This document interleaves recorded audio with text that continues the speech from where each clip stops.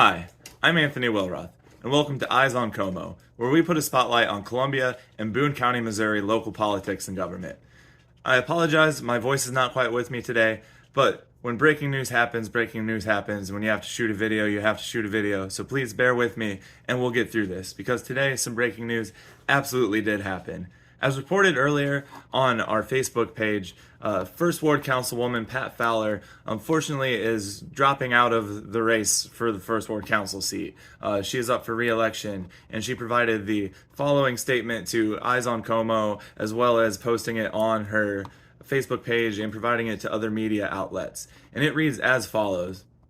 Dear First Ward, many of you know that in September 2018, my stepmom moved to Columbia so I could be her decision maker and caregiver, and that in recent months, her health has been declining.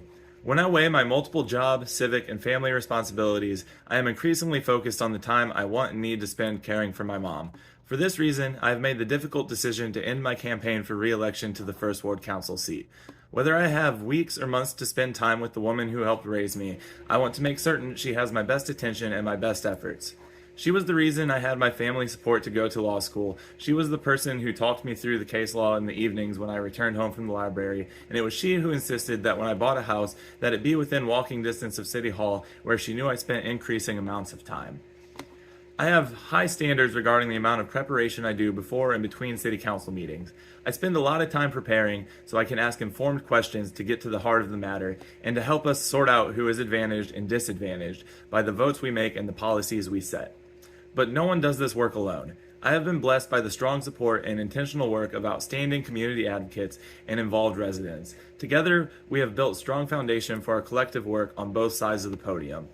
So many city residents have discussed with me how and why Columbia is still some distance away from the equitable community we all say we want our city to be. On any given day, middle and upper income Columbians have the resources they need and are prospering, but too many Columbians, including black and brown families, seniors, and children who live in the First Ward and surrounding wards, are not prospering, and oftentimes it is because of barriers our city government creates. When we, as a city, disregard or postpone efforts at community violence and trauma intervention, these residents struggle.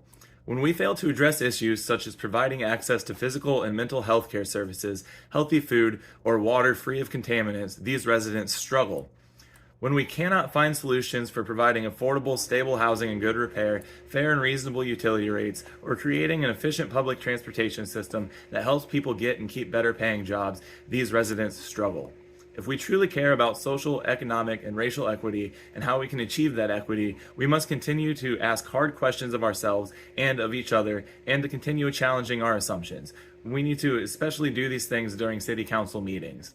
My term in office and my participation in city council meetings will continue through April 3rd, the night before the city's April 4th municipal election. Until then, you can find me when you need to via voice and text and during office hours in City Hall on most Saturdays. Also, please understand this is not the end of my advocacy or activism. This is a pause so I can tend to my family and get ready for this next season, as there is still so much to do. Thank you so much for helping me to do the work. Thank you so much for helping me do the work of being your First Ward representative, Pat. So that's unfortunate. I was a huge fan of Pat Fowler, and on this channel we report news, but we also editorialize and advocate, and I'm not shy about the fact that she is who I supported in that race. I actually had a conversation with Pat Fowler earlier today before this news was public, and while that conversation was off the record and I can't divulge details of it, I do feel comfortable characterizing parts of it, and I can say that this isn't a decision that Pat came to lightly in any manner, and that this is a decision that Pat definitely would have come to earlier, before the election got underway, if she had any thoughts at the time that she wasn't going to be able to handle all of these compounding responsibilities. And knowing a little bit about Pat and what's going on with her, these responsibilities have compounded. So this makes a whole ton of sense, as unfortunate as it is.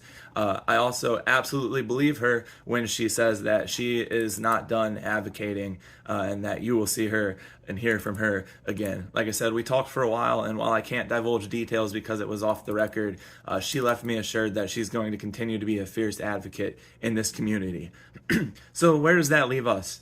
Well, the only candidate that is still actively campaigning that will appear on the ballot for this election is Nick Knoth. As we've discussed before on this channel, I am no fan of Nick Knoth. I think that he is there to represent everybody who has always been listened to throughout the history of Columbia, whereas Pat was there to, not only weigh the informed opinions of people who have always had their seat at the table, but truly bring new people to the table.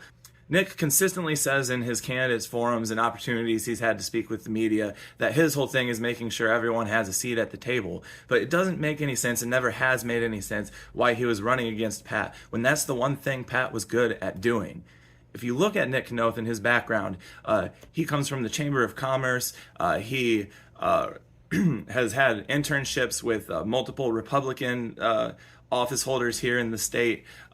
He rubs shoulders with people who have always had a seat at the table. So when he presents himself as an alternative to Pat and Pat as a barrier to progress and says he wants everyone to have a seat at the table, it doesn't create the picture that his idea of everyone actually includes everyone. It creates the idea that it's people who have always had their seat that haven't had it since Pat was in office that now want it back. That's the coded messaging I see in Nick Knoth's campaign. So what do we do about it? Like I said, he is the only one still actively campaigning that's name will appear on the ballot. But Pat Fowler's name will still appear on the ballot. You can vote for her, but if she were to win, she would undoubtedly resign the seat. And an open seat in the first year of a city council member, the mayor gets to assign that seat. She may assign it to Nick Knoth, or who knows.